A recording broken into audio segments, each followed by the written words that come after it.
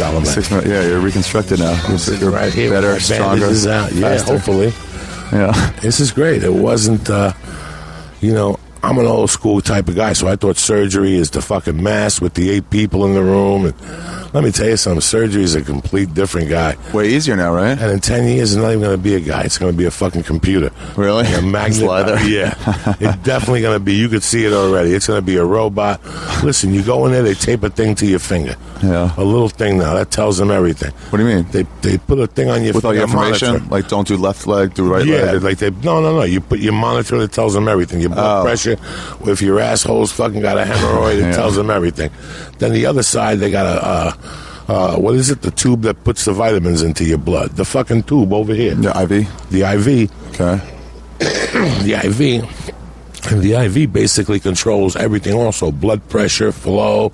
It's amazing. You're on a fucking computer.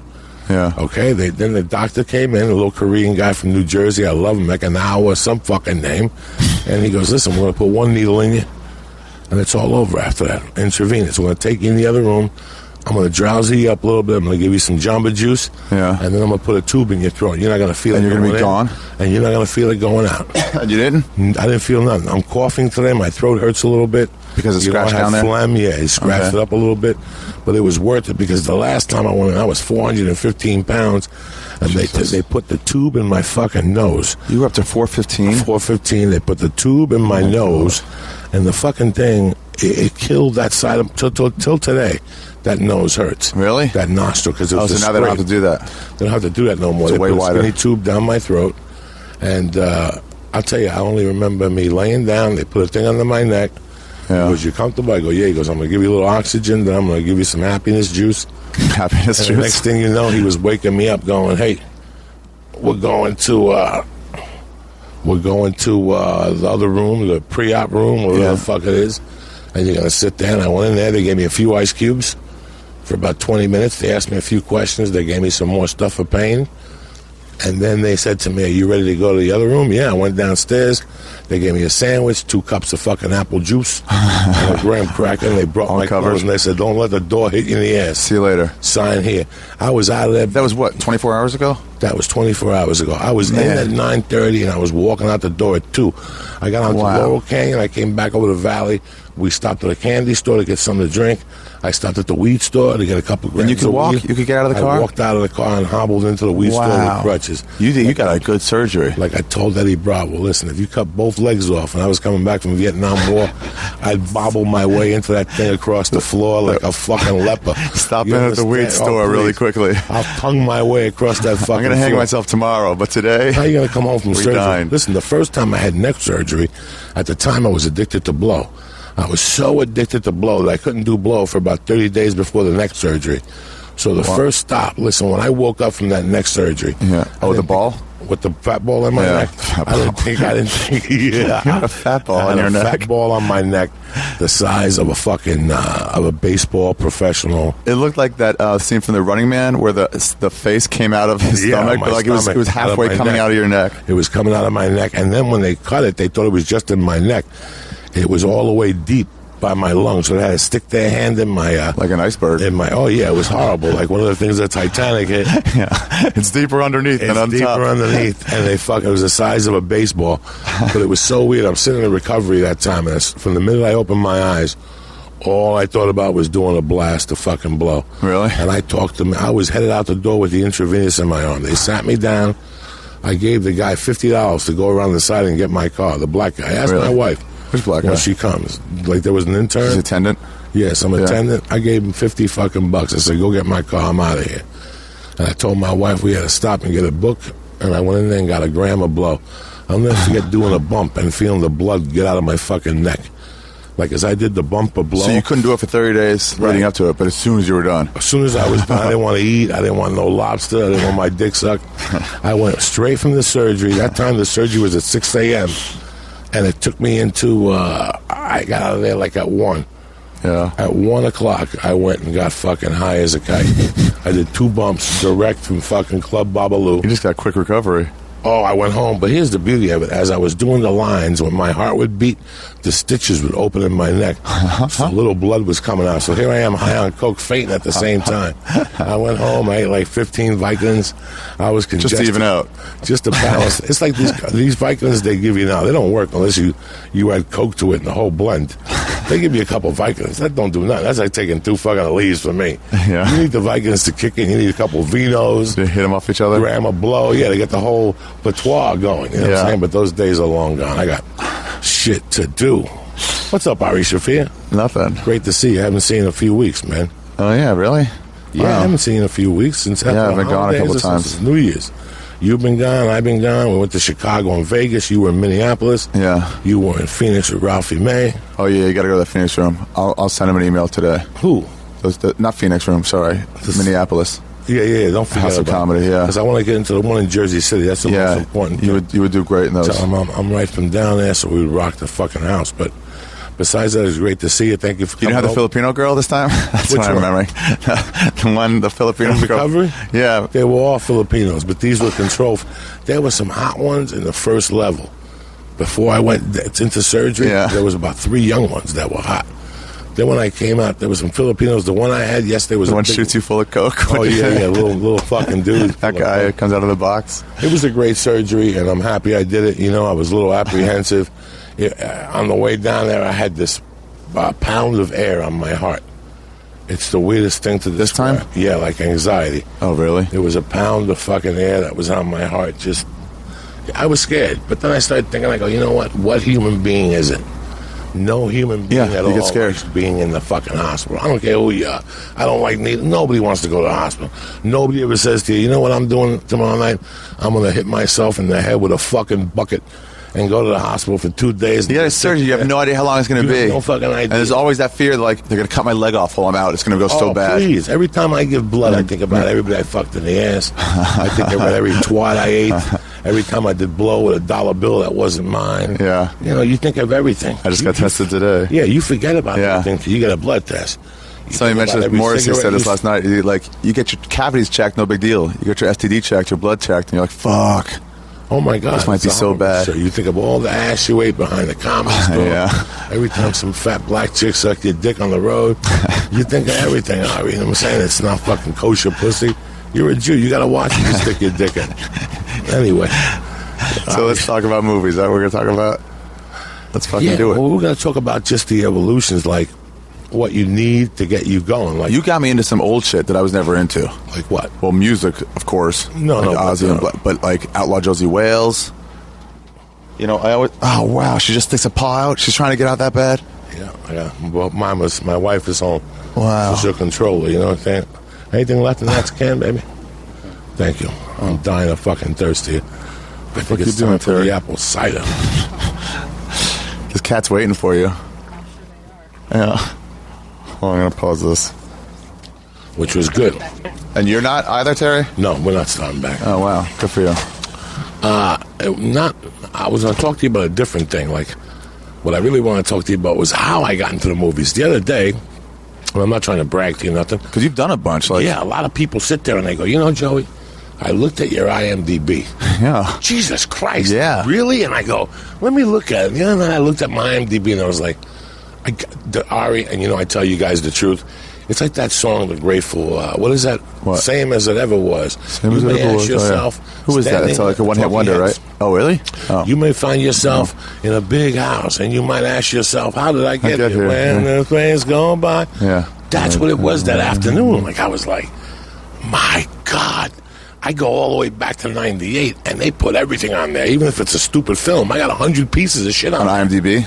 And I started thinking about it, like, coming from Cuba, you don't know anything. Yeah. You know, and all of a sudden, one of the first movies I ever went to see was Her Majesty's Secret Service. Who was in that? It's a James Bond movie that had George Lazenby as James Bond. He only did one movie. And they were like, fuck this guy. He was in between Sean Connery and Roger Moore and the Saint. But the weirdest thing, I didn't know who James Bond was. It didn't make a difference to me. Right, okay. It was a ski movie, and Diana Rigg was it. Kojak was in it, and it was about this guy getting out and shooting people on the fucking skis. So I fell in love with skis. So what I did was I made my mother take me to Macy's and buy everything about skiing. But I lived in Manhattan, so I went to my room and I bought these little ice pellets like that you slip on when the snow comes down. Yeah. And I took buckets of them and put them on my bed with a blanket. And I covered the blanket with this stuff. And I took the skis, put them on, and skid down 2 feet of mattress and fell down. I did that 1,000 times in the night. But that was the impact. That was the impact the movie had on me. Oh, because you fell in love with it so much. I fell in love with just when you come from another country and a big movie and a big screen. Yeah. I seen the movie like on 58th Street and Broadway, up the corner from where Caroline's is now. It takes you over sometimes, right? You watch. Then I went to see the Valachi Papers. Then I went to see Valachi Papers. There's Charles Bronson. There's Joe Valachi. Yeah. And he becomes a rat. And then I remember going to see like Dirty Harry. Jesus. Death Wish. Jesus. The Getaway. I seen it when it first came out with Steve McQueen. I was 10. Yeah. Steve McQueen, that was really cool. Really cool. But nothing hit hard as much as I was watching Happy Days in The show? It was 1972. I was in the 8th grade. It was in the 4th grade, and I was watching Happy Days. The show? I seen a commercial, I seen a commercial for Chinese Connection with Bruce Lee.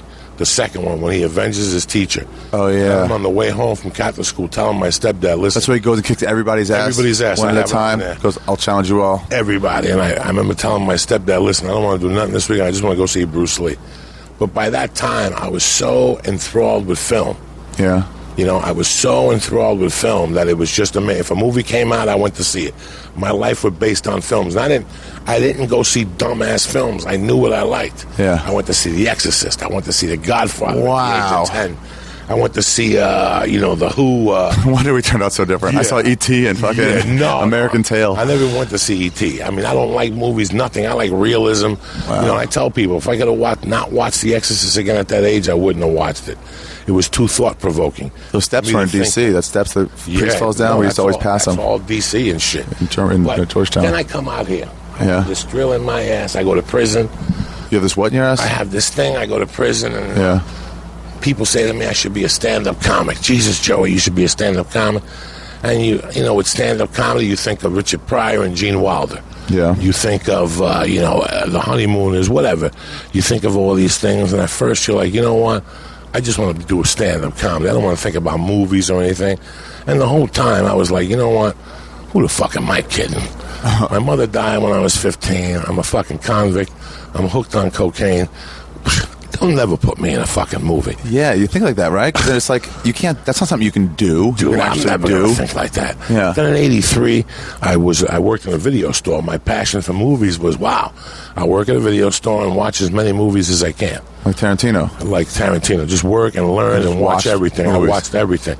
And in there, people would come On in. VHS? Michael Douglas would come in. Who would come in? Michael Douglas would come in. You were living here then? No, I was living in Aspen, Colorado. I was working in Snowmass Village. Okay. And in Snowmass Village, there was a video store named Commander Video. And his brother owned Captain Video. Okay. And he had Commander Video and Snowmass. Yeah. Couldn't be above his brother. So I was robbing the place blind. It was a fucking party. Yeah. He was snorting coke. You know, the owner wouldn't come in for weeks at a time. He'd make the deposits. Nope. It was 85 in Aspen, Colorado. But the moral is like the height of your scamming. The flying nun came in. I became friends with her. But one of the guys that come in, one of the guys that come in, his name was John Link. And John Link at the time was a hot editor. He had edited a couple of Steven Seagal's movies. Yeah. He had also edited Arnold Schwarzenegger Commando. So Arnold would come to Snowmass and stay with him.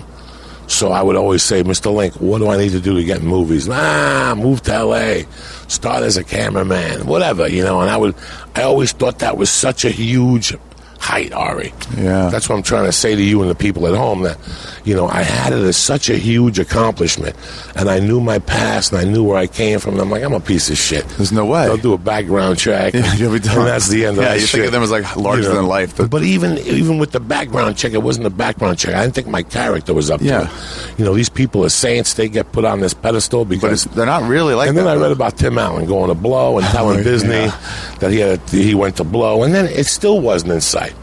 And then, I get into comedy, and I live in a fucking car, and I'm driving around the country for Tribble, working for $400 a week. Yeah. And that was still the farthest thing. For your mind. And if I go into a bar or something to do comedy or whatever, and I'd see somebody who was an extra that I would recognize, I would fall all over myself. It'd be so cool, right? I would fall all over myself and go over and introduce myself. Really? And ask them how I would get into movies. Wow. Oh, it was amazing. Then I started comedy, and I bumped into Andy Garcia at a Janet Jackson concert. I sat behind Andy Garcia, and immediately I started talking to him in Spanish. And he said, "Dog, you got to move out to L.A., you got to go to acting school, you got to go to acting class." And I said to him, I'm a comedian. Yeah. He goes, "Just keep plugging away." I didn't know. I didn't fucking know. And then I moved to New York for a while, did comedy there. And I tried to take an acting class. But in the back of my mind, I would go to the acting class and go, why am I paying these people? I'm never going to do this shit. Yeah. Then I moved to fucking Seattle. I moved back to Boulder, back to Seattle. At this point, I'm doing comedy maybe 4 years. And CBS comes to me in Seattle and says, listen, we're putting together a show, and we'd like for you to be the bartender, come down and read for it.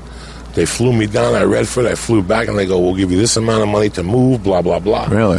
And I moved to L.A., and the rest is history. But even still... What year did you move here? 97. Even still, I'm like, I'm never going to fucking do movies. And then one day I'm at the fucking Improv on a Sunday night for Latino night, and this guy comes up to me with a suit, and he goes, hey, man, I'm a manager. I'm trying to get people out for this and this and this. And I remember just going, all right, manage me. And he got me this coloring book agency. It was two black chicks called? At the Paramount lot. Two black chicks. At the lot? That's at cool. At the lot. That's it. That's what they had going for them. She was an attorney, and the other chick was a pretty good agent. And one day she's like, Joey, listen, this stand-up shit ain't going to make it. There's no point. There's no point for you to keep doing it unless you get the other angle of it. What's the other angle? And I remember looking at it going, what are you talking about? I want to be a stand-up comic. I want to do heroin with Lenny Bruce. Yeah. I want to do this. I don't want to fucking do, movies. Let me do this shit first, and then we'll put this shit together. I don't want to fucking do this dumb shit, acting class and stuff. And she's like, listen, you don't need no acting class.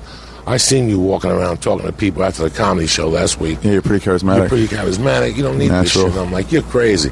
And I remember going, I don't want them to do a background check. You're so afraid of what a piece of shit you thought you were? Yeah, that's the last thing I wanted. Yeah. Was for me to get into Paramount and for somebody to call Ari and go, Ari, you can't have that I really like you and I like Joey, but you can't be around here with that background. Yeah. I still remember Rogan inviting me to news radio. Yeah. And me pulling him aside and going, dog, I got warrants. I can't. He's like, nah. It doesn't matter. I didn't fucking know. It's just a job site. I never fucking knew. I never knew that, I thought they were always going to find out what I did and who I was and what a piece of shit I was. And then this went on. But you started 2 years. Okay. And I would see people at the store that were doing movies. Like Torres. Luke Torres. Luke Torres, that had been in a movie with Michael Jordan and those guys. Oh, really? And I had seen the baseball movie. And I had seen with the rabbit. There was a rabbit years ago, and they played baseball with Bugs Bunny and shit. I don't know. It doesn't matter. Wait, the basketball movie? No, a baseball movie, and he was the catcher, Luke Torres, in the movie. Wow. Doesn't really matter. Okay. And then the fat kid that was in Blade. There was a lot of little kids that came to the comedy store that did films, individual films. And they weren't even big-time comics. Donald Logue? Is that Donald Logue, the guy who was from Blade? No. Blade had Eric. Eric Anderson. Was this fucking Donald Logue go to the fucking comedy store? I don't know. No. I didn't know you were talking about. I'm talking about people who had bit parts in movies that came up there. Pierre had the big part. Black Pierre. So I'm watching all this in front of me, and I'm like, these guys are doing this, and they're doing spots at night. So that makes it possible for me. Really? You felt like that? Where at it's that time. Well, they're doing it. At that time. Yeah. At that particular time, I was like, you know what? Could you hang with them comedically, too, back Yes, then? at that time, I was at the store, and I was banging out 11:45s. Yeah. I was banging out, 12:45s, 1 a.m. You were I was strong. No. I was trying to learn the ropes. I had figured out that if you went up there with stupid material, 12:45 was going to be a long night for you. Yeah. So you had to cater your act to 8 people. 4 nights a week. You had to cater your act. And it started to begin to me like an audition. Like, wait a second. Come here for a second. So when I go into a room for an audition, how many fucking people are in the audition? Sometimes 1, sometimes 5. So you mean an audition is just like when I come to the store? on a Tuesday night. It's Black Night. Yeah. So a lot of Black Night. The main room would be, and I should not call it Black Night. It was. It's always a Black Night. Yeah, Fat but Tuesday. they call it some Fat Tuesday. No, it's done now. So what would happen was, whenever it was Fat Tuesday, the original room wouldn't pack up because people would see all the black people and they wouldn't pull over. That was the running joke. So basically, when you got a spot on Tuesday, you hated it. Yeah. You hated it because you had to park. There was no parking. It's the you had worst. To walk. It I was don't know the worst. what it is. It was the worst. They stand there. They see you coming. You pull into the lot. They'll turn. I've seen this like more than one time. They'll turn. They see you there. Then you move up another 2 feet. So you're right at their legs, and they're not fucking moving. And you have to like tap the horn. Like, are you guys crazy? You see me trying to get through. You're blocking. So you tap the horn a little bit. They look at you with disgust and slowly move out of the way. It was terrible, and you would hate to go down there, but you know what? Those were the nights that made me become a comic. Yeah. But it gave me a different type of confidence. Like, it started giving me this weird confidence. Like, wait a second, I could do this. You know, Pierre's around me. Yeah. You know, there was a lot of little cats at the time that were booking small roles in movies, and this was just inspiring me in a way. So one day I got a call from my manager at the time. His name was Ken Phillips, who wasn't the sharpest guy in the world. Okay. And he goes, Is this the guy I saw you at the Improv? Yeah. Okay. He goes, I want you to go down to 20th Century Fox on Pico. I didn't know what the fuck he was talking about. Yeah. Okay? And he's like, go down there and read for this role. It's for NYPD Blue. Yeah. Okay? Wow. So I go down Did you there. get excited? Fucking real excited. What did they messenger you the sides? Or did you not No, even get them? fax. In Fax, those days, okay. Everything was a fax. You ripped them up the computer, or in those days, you had to call a service, give me a credit card, and then they would fax them over to you in 30 minutes. really? Yeah. I forget what it was called. Another scam day. Showfax? Way Maybe before that's why it's so Showfax. called Showfax. Way before Okay. Showfax. And then I ran out to 20th Century Fox. I read for NYPD Blue. I had arrived here in January 29th. Okay. It's probably April. And I'm reading for NYPD Wow, Blue. that's so fast. Now, I also had Sutton, Barth, and Renari. And they were on fire. So Sutton, Barth, and Renari was sending me out for commercial auditions. And I mean fucking... All the time. You know, I signed with them on a Thursday, and by Monday, I was out for Church's Chicken. I'll never forget Church's Chicken was my first audition, the one with the escalator, when you went up to heaven and Jesus was there with a chicken or an angel. Yeah. This is how long ago this was, guys. I got no memory I got of a it at memory all. like a fucking hawk. And, I mean, these are just all the shit that I remember from back know, then. That was that first. from back then, like just the little commercials. But the beauty of it came that I started going out for a lot of commercials and nothing. Yeah. No callback. No fucking nothing. I was cracked. Too nervous or what? I didn't know what I was doing. Yeah. On the back of my head, I had my little insecurities. And you have your doubts. You're like, I On don't the back deserve of this. my head, I didn't have my insecurities. Yeah. Yeah, those go away after a while, and you can be as good as you are. I'm like, I'm Stops going you. into this room. I would go into commercial auditions and see Pablo Francisco. Did you think those people were better than you? Absolutely. Absolutely. Everybody in here. And then God Everybody forbid, in the waiting room is better like than that time I went for NYPD Blue. I went in there and it was like Frank Stallone, Vinnie Curto, and I'm like, and next thing you know, I went in there and I read for 3 lines, 3 pages. Yeah. And I get home, and that night my manager calls and he goes, man, you made an impression. They really liked you. You didn't book that part because you're a little green, but they're going to find you something. They called me. June Lowry Johnson called me. Casting director. Casting director. Sorry, it's mine. So I said, wow, that's amazing. Okay, done. This is April. Yeah. This is April, maybe May, whatever. I keep going on commercial auditions. The hottest spot in those days was 7770 Sunset. Okay. Oh, yeah. Across the street on the corner. Oh. I went in there once by accident. There was looking no for someplace. 770 then. Yeah. It was across the street. That was the hot spot. That Bundy was on fire. La Brea. There was another one. I lived within walking distance of the one on Bundy, but I hadn't started going out for anything. And then when I finally started going out, I moved. I'm like, fuck! I could have just skated over there, walked over there. Bundy was a hot spot. So one day I go to Bundy. They always call hot me chicks up. there. Always. They call me up, Bundy, and they. I go down there, and I read for Taco Bell. Okay. And I walk in, and I fucking the guy sits me down. He goes, "This is for a Cuban cab driver in Miami." The guy's going to get in the car, you're going to give him a look, and you're going to take off. Okay. I get in the car, I take off. Thank you for coming in. 2 hours later, you're on Avails. Yeah. Okay?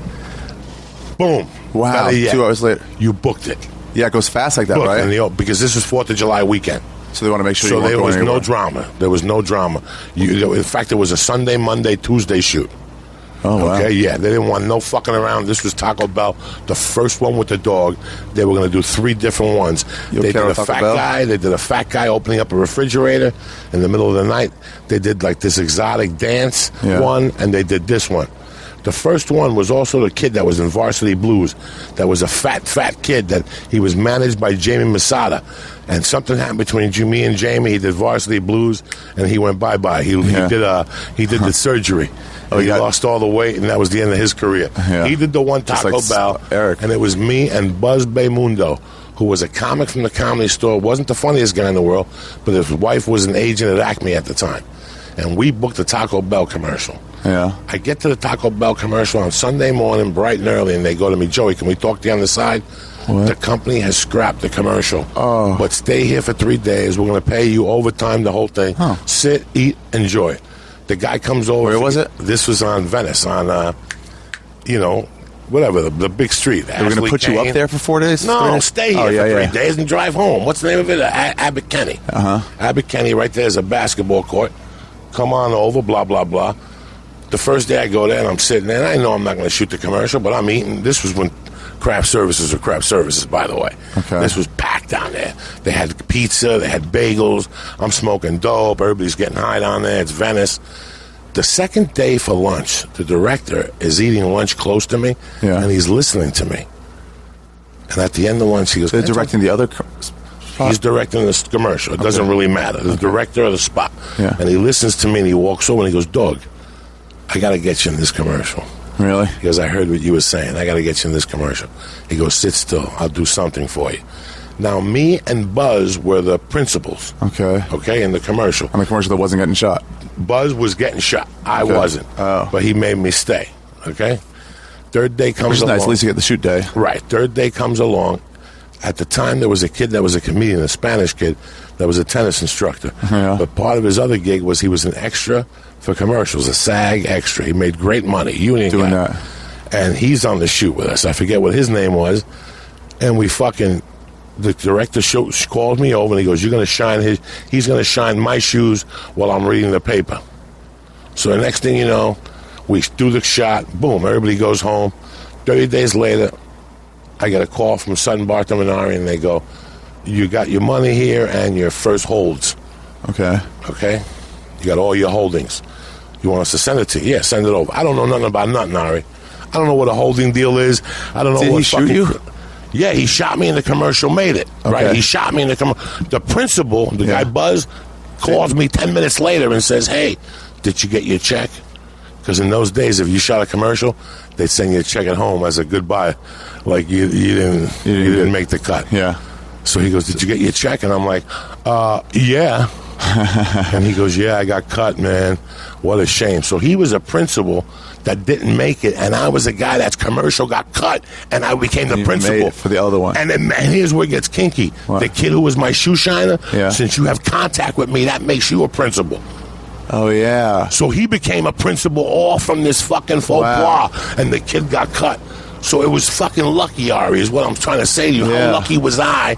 And it turned into 80,000. Just because he happened to be sitting nearby. 80,000? I made it because nobody knew Back the those power of days. that dog commercial. Oh, yeah. Those were the first Your Kiddo Taco Was it Bell. Carlos Rocky? Who Carlos did Ellis Rocky. And all I did was sit there getting my shoe shine, and the dog would walk by. that? Wow. So The that's, director's just like, I like you. I'm I putting like you in you. it somewhere. In fact, he put me in 2 other commercials. He put me into a Diet Coke Worldwide, and he put me in Pizza Hut or something fucking regional. Yeah. And that didn't hit the thing.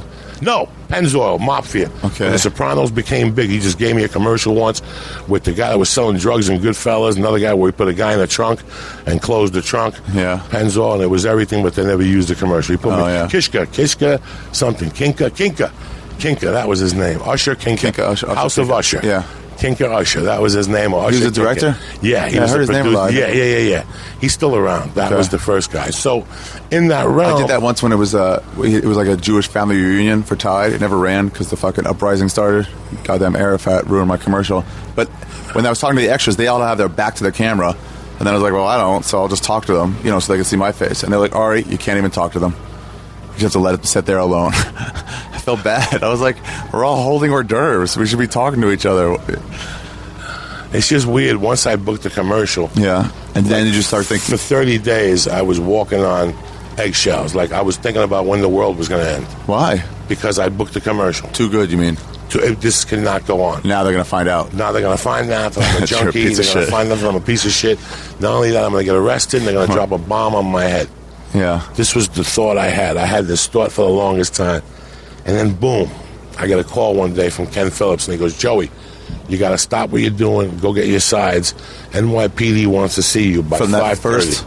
From that first thing. This is 3 weeks later. NYPD wants to see you. She didn't like you, but she was like, I like you. I like you. For an Italian cop. This is Libby Goldstein. Okay. She goes, I want to see you for an Italian cop who goes dirty and gets arrested in a uniform. Fine. This is not Libby Goldstein. I'm lying to you. This is the guy, Scott Gergenker. I get in to see Scott. I sign my name. It's the Boschko building. Yeah. You ever go there all the way at the end? It's the Steve Boschko building all the way at the end. I get there. I sign my name. It's a walk and a half. Don't worry about it. It's one of those walks, okay? I go in, but while I'm walking to the NYPD, there's other auditions going on. Okay. So I go to NYPD, I sign, and I eat shit. It's 9 pages. You didn't do it well. No, I was done. 9 pages you had to do right then? Yeah, like Forget they call it. you at 4. Forget it. I've been here 3 fucking months. I need a day to learn all this and get it In right. those days, now I can emotion do it. behind it, right. Now you call me. I Yeah, put- early on, though. The other day I put 4 pages together in an hour. Now. Really? But then, no. You have to, and I didn't know what I was doing. I had to take a cold reading class after that. So what happened was yeah. I go to this NYPD. I go in. I'm bombing while I'm in there. I'm bombing while I'm talking to him. I could see it. He said, thank you for coming in. I had a blue sweatshirt on top with red on the bottom and 2 tassels. So as I'm walking back down the hallway, Yeah. Libby Goldstein walks out, who I did not know who she was. It's like a chance meeting. Yeah. When you're coming around the turn, I'm coming around the turn. So it's a chance meeting. Yeah. And she looks at me and she goes, hello? I go, hi. And she goes, are you here for the audition? And you're like, Yeah, I am. And she goes, well, do you have your sides? And I go, no, I never got them. Yeah. He goes, well, here, read these, take your time. I'm here for another hour. And I went and there was one line. What was it? It was, your car smells like the inside of Christian Slater or something like that. Something stupid. And I'm reading this line, and I'm like, okay. And I go in, and she goes, all right, so you're a ref, say it. And I go, it smells like the inside of Christian Slater's car. Boom, thank you for coming in. I'm Libby. Okay, what movie is this? She goes, basketball. The guy's from whatever. And I go, okay. I go home. At the time, I'm living in a hotel on Schrader. You're living in a hotel? Oh, that one across the street? Across the street from Terry. How are where you I living live. there? Because at the time, they used to be, it wasn't a thing. It was a hotel. Yeah. And you paid by the week, like $280 for the week. Okay. And I just happened to move in there because I was getting that Taco Bell cash, bitches. So I didn't give a fuck where I You lived. moved into a crappy motel? Moved into a hotel, would go home every night with a G-Bo, a blow, the whole fucking package. And Yeah. then I'll never forget that it was like those movies where they're like, Diaz. I'm in my room trying to take a nap in the afternoon. The fan is on. There's no air. It's like July. That's when, okay, And all yeah. of a sudden I get a call in the hotel, and they're like, Diaz, is there a Joey Diaz in the building? And I'm like, yeah. And they're like, you got a phone call. And I go downstairs, and it's Ken Phillips. He goes, dog, where you been? I've been trying to call you. I had a pager at the time. I go, oh, I'm sorry. I was taking a nap. He goes, so they want to hire you for that fucking movie. Basketball. I It was go, what? 1990, 91? This is 98. Oh. I go, what are you talking about? And he goes, they want to hire you. They're going to pay you for 3 weeks, $5,500 a week. Wow. I'm living in a crack hotel, living on Taco Bell 3 weeks at residuals. $5,500 And a week. $15 spots at the store, and Yeah. Willie Barcetta and Felipe, and I'm sitting there going, what?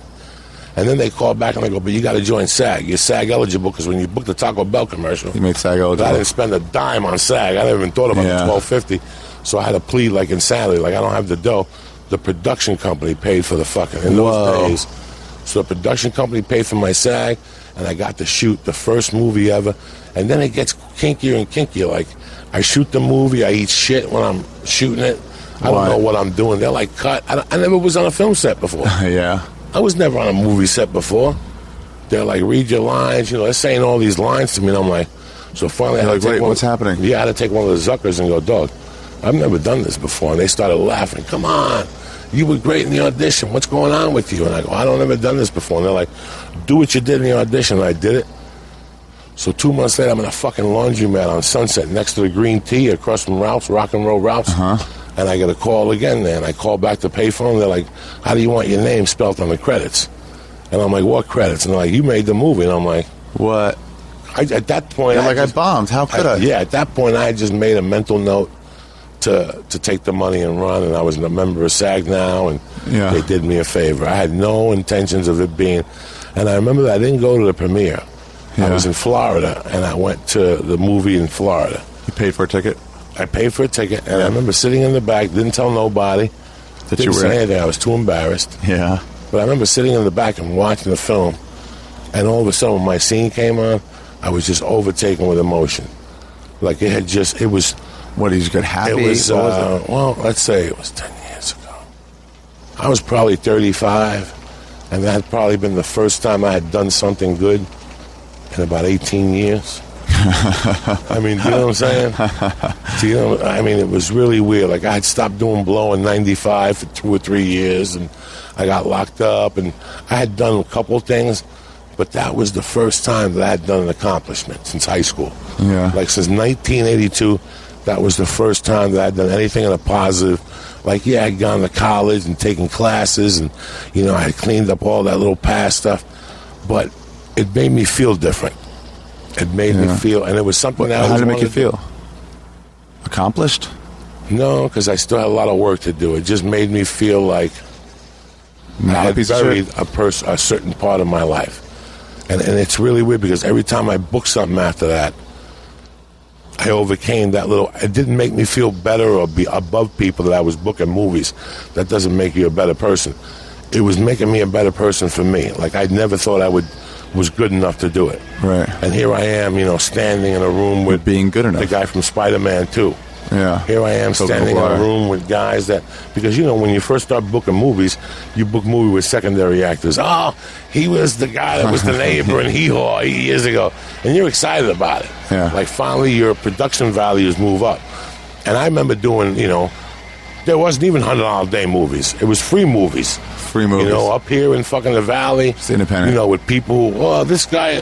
was the doctor in fucking Zhivago, and you put Zhivago on, it was half his face with no line. But that's his credit. And I kept saying, if he could do it, I could fucking do it. And all of a sudden, to see that role, to keep evolving, 1 minute I was next to nobodies, and the next minute, dog, I'm shooting a movie with Tracy Morgan and Adam Sandler and fucking, Chris Rock, and I'm going to myself, when is the background check going to show up? When am I going to get the tap on the shoulder saying, Joey, come here, we got to talk to you on the inside? Yeah. It never came. Because they don't give a fuck. Also, everybody in Hollywood's huge drug addicts. Right. Why blow the cover? Why blow the cover? Yeah. But it's just really weird, Ari, that people in life don't think they could do something. And Ari, you know me. You know I'm not a desperate guy. I never came up to you, Ari, let's go. They're auditioning. They're extras. No, I've never been one of those people. I made a mental note. Yeah, everybody does those every once in a while. It's like, hey, they're saying everything. Right now it's for a living color. There was a line around the block, they're auditioning for a living color. I'm not doing that. Dude, nobody gets that. Nobody gets that. They already cast it. They're doing it for an opportunity to shoot something. And they're looking for young kids. They don't know what they're looking for. It's going to last 6 episodes because of the sketch thing. But anyway, who knows? It's just really weird that you have a great podcast, but you do, and a lot of people listen to you. And sometimes people don't know what the fuck they want to do. Listen, when I came out here to do comedy and shit, let's be honest, I was just coming out here to kill time at first. I was just killing 5 years to decide what the fuck was my next you want move. to do with your life. If this didn't pan out, I was going to get a gun. That's the truth. I was going to just sell kilos of blow until the doors locked up. That's my plan. As soon as I bottom out. But it's so weird to come out here and to fill a void in your heart, and it got stronger and stronger. And you know what? Today I still have insecurities. Like, I've worked with a lot of people, and I've done a lot of work, and I still have little insecurities when I go to an audition. I was telling Rogan you don't belong or still something. Yeah, like something. But it's different now, because now when I go to these auditions, I say to myself, and I was And Ari, we've been friends for a long time. I've never gotten off a stage and told you I've killed. No. I've never told you a week later, Dari, I got to tell you something. I got a partial standing on in Mississippi. Yeah. That's not my world, bro. No. That's never been my world to brag or talk. But I was telling Duncan and Rogan the other day at lunch, I go, I came to the conclusion with The Longest Yard that they told me that I needed to send a tape in and that I wasn't a star name. I'll never forget that I came home, and after this, we'll get out of here. I know you have to leave. I got time. And I went home that night, and I was a little upset, and I got a gram of blow, and I'm not going to lie to people. Yeah. I was, in my mind, I was mind-fucking myself, but I really thought about it. I go, all right, who am I going to go up against for this? I'm going to go up against Sharippa, who is a great character, but he's not funny. What was he on Sopranos? The Sopranos. I'm going to go up against Siragusa, again, who's Tony Siragusa, the Goose? at the time, who's a straight character, but he's not a comic. Yeah. He doesn't have At the time, I didn't think I was a comic, okay? I thought I was Really? still, After 5-10 years in? Yeah, this 2005. And I would go up behind Big Pussy, who was a great character. But then something hit me with a left jab that I never told anybody. What? I said, you know what all three of those guys don't have? What? That they followed Mooney at 12:45 at the Comedy Store for a year and a half. Yeah. That's what they never had. Yeah. They never, nobody. And today, I'm looking at you and I'm telling you what has been going on lately, Ari. I'm working again. Yeah. Because 7 or 8 months ago, I sat down and I made a type of like George Washington close where I wrote my strengths and my weaknesses. I need to write more. Okay. I need to lose weight. I can't get any more handsome than I am. I just wrote different things. But one of the things I wrote that was my strength was that one thing nobody could take away from me. Listen, can't take away my parents died. Can't take away the things I robbed and the people I robbed. Can't take away my addictions. Another thing you can't take away is the year and a half I had doing 15-minute spots in front of 8 people at the store. Over and over. That is where my strength comes from now. Yeah. When I go into an audition now, when I open the door, Ari, and I walk over the threshold, I'm a little nervous just like you and anybody But you else. think about that? Like I think about this that. time and training I like followed Paul Mooney at 12:45 for a year. And I got to thank Mitzi Shore because after he's done 40 minutes. 50 minutes, after he's done 40, comics ever. I'm just using Paul Mooney. You know the people I had to go up at 12:45. A bunch probably. And you know what, man? That's why I always loved Dice and always stick up for him because it made me who the fuck. When I go into an audition today now, I'm like, I look around the room and I see Paulie Walnut, so I see any of those guys from The Sopranos or whatever, and they all have that over me.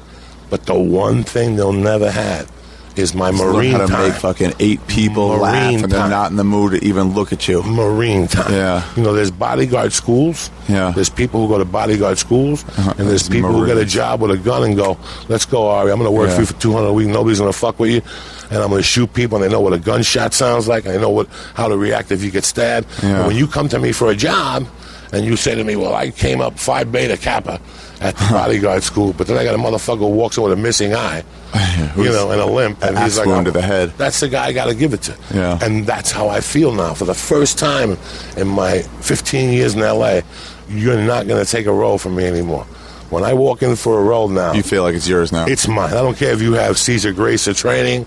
I don't care if you have Juilliard training. I don't care what you had. The exposure I had. You've been doing well lately. Yes. And the exposure I had to those years at the Comedy Store, that is my strength above everybody in this business. Wow. The ability that I used to do Buffalo at halftime of a Sabre game. I think about those times. Really? Now. Yeah, they make you fucking strong at the one bar at North Tonawanda. At a bar. Okay. Well, but still, people don't want to hear that. They want to see the stats and they want to see anything. Yeah. Ari, I'm sorry about it was long-winded. I ate a Vicodin. No. We're not long-winded. We're ahead of time. And I ate a hash pill. I don't have to be at the callback till but I just another 30 minutes on to leave. Really want to let people know that you can do whatever the fuck you want. And you don't have to stress out about it. I never stressed out about it. Just get a new career. No, I knew that. Look, a lot of people have a dream. They say to themselves, well, I'm going to be a plumber, but I can't go to plumbing school till I finish, until I put money away. Mm-hmm. And that dream never comes because the whole time, it was like, the weird thing with me is like, I always chilled on it because I knew every time I went on stage, I was getting stronger. And all of a sudden, we were doing it for 3 months. And 6 months went by. And then all of a sudden, you could feel it after a while, right? Where you're like, oh my God, hey, I'm handling these situations a lot better now. And now you're handling auditions and off stage, better. you're funnier. You're handling so many fucking things. You're learning how to rock the small crowd. I remember Pete called me one night from Houston. He goes, Joey, Johnny Sanchez just destroyed 11 people. Yeah. He goes, there's only 2 people who've done that in my club, you and him. Yeah, he had to do it too. He had to follow dice every night. And he called me that night, and he goes, that was the best compliment I ever had. Sanchez that you and I were the only people that ever handled that room. Everybody dies in that room when it's dead. Wow. You know, did he get in living color? I didn't know. I didn't ask him about it. He went out for it, so I don't know. I see him getting that. He's having a kid. Oh, he had it already. He had the baby already. Congratulations to him. And yeah, you're right. Anyone could do it. And I went to see you in the longest yard. That was fun that day. What was it? Me and Simone. Yeah, you and Simone. We went to see the touchdown. Yeah, the touchdown. And we went and got the pastrami sandwich. You had the best, coolest trailer. Yeah. We had. And you're like, come over for pastrami. They make it extra crispy, just like I like. And I was like, what are you talking about? I've only done commercials. Movies are a whole nother thing.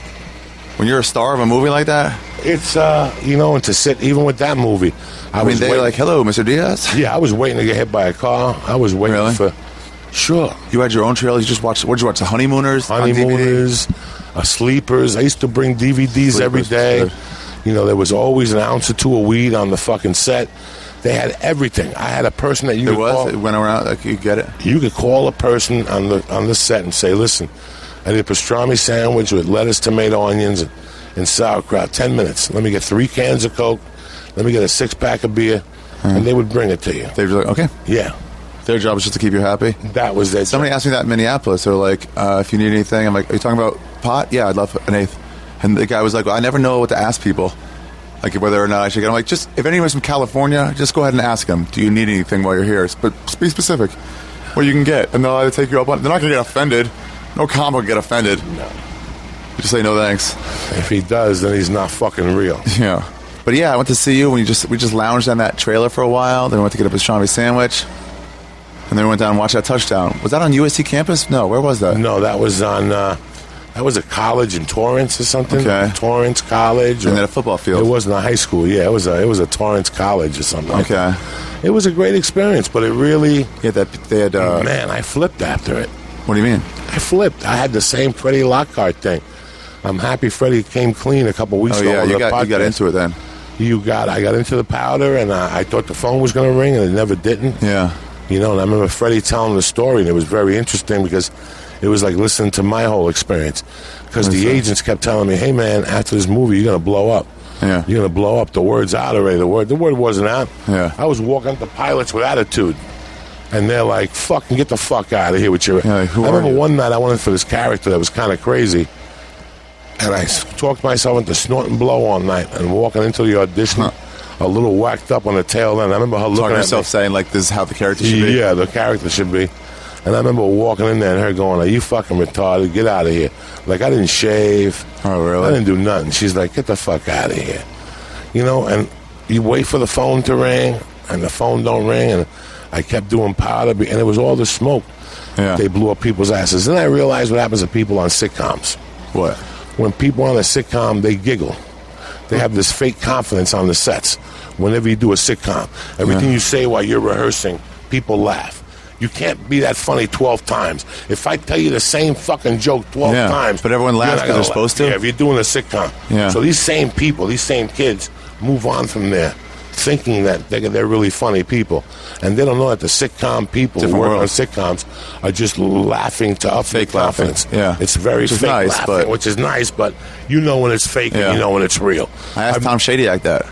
Tom Shadyac spoke at Jordan Barron's graduation class. Okay, 20 minutes.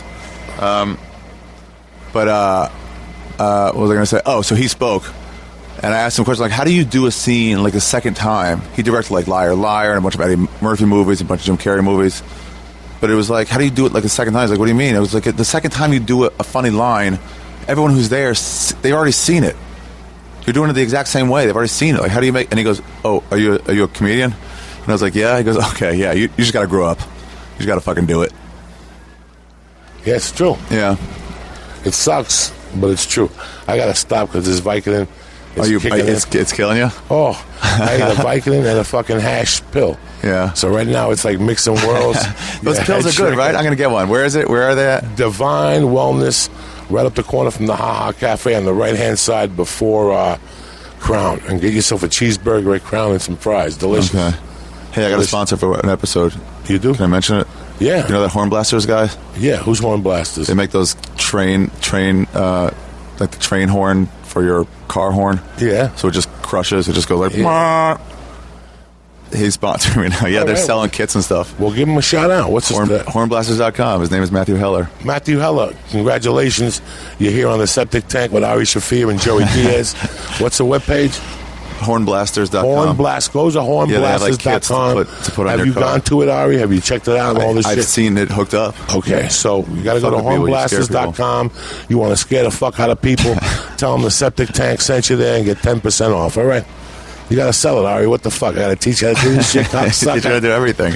I remember. All right. Hey, go ahead. What were you saying? I remember that when you got the longest yard and you were just living large, and people were like, you said like a year later, you're like, I'm out of money. And you're like, how?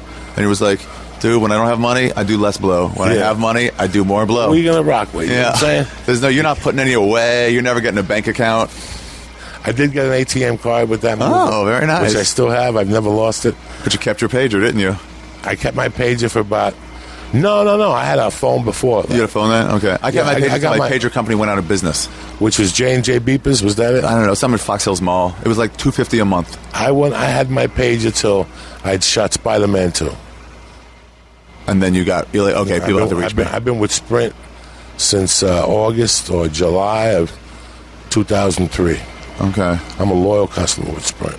Nice. 9 years I've been with Sprint. They should hook you up. The new phones. Yeah, they do hook me up. That's nice. Yeah. You know what? Also, I remember. I'm sorry, we'll be done now. But I remember meeting Goldberg on the longest yard. Yeah, I he was was next to my trailer. Yeah, but I was accidentally wearing my Goldberg shirt that Simona got me. I was like, "Hey, man, I'm not here to meet." Like, I was like, "I don't want to be." That was cool as shit. It was cool. That was a cool day when you guys came, and a couple people went to see me, and I felt honored. Like, and I wasn't like. I just wanted us, especially back then, we're like, whoa. It's just like that first time on the lot or something. Whoa. You're like, I'm on the lot. Whoa. Yeah. People were like, the funniest ever was when I brought Marilyn's husband on the lot, and they were like, what is the reason? What is his purpose? And I go, he's my probation officer. So finally, Burt Reynolds comes over and was like, who's that black guy? Why is he associated with you? I go, that's my probation officer. He's like, really? I always want to be a probation officer. He went over and started talking to him. They talked for about 2.5 hours. Was he your probation officer? No. Oh, okay. David Crowder, Marilyn's husband? No. They just started talking, and he left there going, I can't believe that poor man thinks I'm a probation officer, Joe, and I feel so guilty. I'm like, it fucking happens, you know what I'm saying? We had to go to the lot. We went to the lot for Renazisi's first premiere for the league. Yeah. And we've gone every year. It's so fun. Me, Ellis, they make this thing. It's from Chicago, so they have like food from all over Chicago, like sausages and pizzas and stuff. Good shit. Beer. We all get drunk. And they show the premiere of it. They show a couple episodes. Or they combine them now with It's Always Sunny in Philadelphia. But anyway, that first year, we had to go to the Fox lot on Pico. And I got drunk. I left my car there. I'm like, Renazisi, I'll ride with you. In the limo, they're all going up to Sunset Marquee. So I'm like, I can get a ride home from there. So the next day, me and, I think it was Madonia. It might have been somebody. Oh, no, it was Ellis. It was Mark Ellis. We went to get our cars. And like, what's your purpose of being here? And like, well, we got to get our cars. We left them here yesterday. And they're like, nope, not without a pass, you don't. And we had to sit there and call in our Hollywood favors so someone could call the Fox lot and let us get on just so we could get our cars and leave. That's how out of the loop we were. And it was only like 4 years ago. We had to start calling people at Comedy Central that we had met over the years, start calling, just trying to get someone to call the Fox lot for us. Just get us in. That's fucking craziness. How much are you on right now? What are you on? The pill? No, a Vicodin. A Vicodin. I took a Vicodin at, what time is it right now? 2:40? Yeah, I took a Vicodin at 11 o'clock. At 11 o'clock? Yeah. 2:35. So I'm at the tail end of it right now. Fine, those are great. Stops you from shitting, though. Yeah, but I've been taking the probiotic juice. I've been eating my yogurt. I've been preparing for this day. I got my asshole lubed. Yeah, you asked me. You were like, I don't want to get the pills until I need them. I was like, you're not going to be able to walk over there and get them. You may as well have them. No, I got them on Thursday. Yeah. And I only ate a half. I ate a half in Vegas. Yeah, do whatever you need. And I ate a half when I did the stage show, just so it wouldn't bother me. But so I told Ralphie, I'm like, you better get, as a comedian, you can find people to unload those pills on that you don't need. You know, every fourth one is a pill bobber. It feels better now. I'm happy. You got all the red stuff on you from the dye? Yeah, from the dye. So I can't shower tomorrow. You know what my asshole's going to smell like? I'll come visit you again before you get better. your asshole's going to be bad. You can't shower. I can shower tomorrow when I get back from acupuncture and stuff. It'll be great. She's going to detox me. And they should have a taint championships of the world just to see what taint smells like, and I bet you would do really well after like 4 days of not showering. I bet you compete for a gold. No, I don't want to do none of that shit. All right, we got to get out of here. We're getting fucked up by the minute and stuff. I love it. I love getting fucked up with you. I love it. Stay black, people. All right. What's the name of it?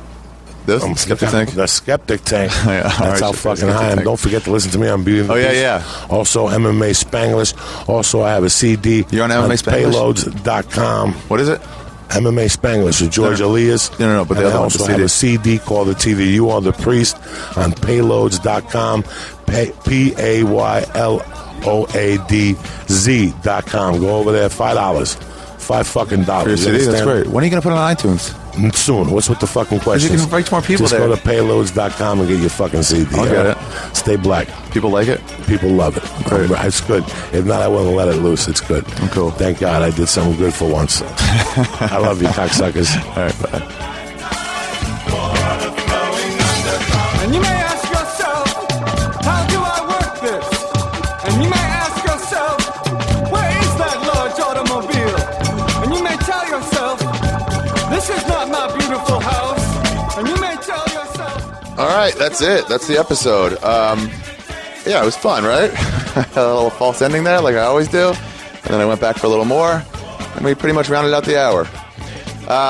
Everyone should please follow Joey Diaz. He has his own podcast called Beauty and the Beast. I think it's Beauty and the Beast with Felicia Michaels, who's also a really funny comedian and super hot too. But regardless of that, she's a funny comedian, and they have their own podcast. So check that out. It's called Beauty and the Beast. And that's it. Follow Joey Diaz on Twitter. It's Mad Flavor on Twitter. Follow me on Twitter. It's Ari Shaffir.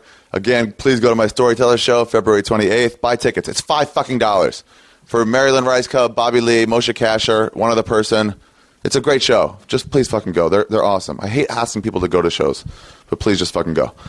And that's it. Please subscribe on iTunes and anywhere else, and I'll see you guys later. Please watch out for your Vicodin intake because it can lead to shortened podcasts. That's my public service message. Oh, and also, again, hornblasters.com. Please go check them out. Seriously, if you're into your car at all, fucking soup it up with those guys. Okay, bye. There's no business like show business, like no business I know. Everything about it is appealing. Everything the traffic will allow. Nowhere could you get that happy feeling when you are stealing that extra bow. There's no people like no people. They smile when they are low. Even with a turkey that you know will fold, you may be stranded out in the cold, but still you wouldn't change it for a sack of gold.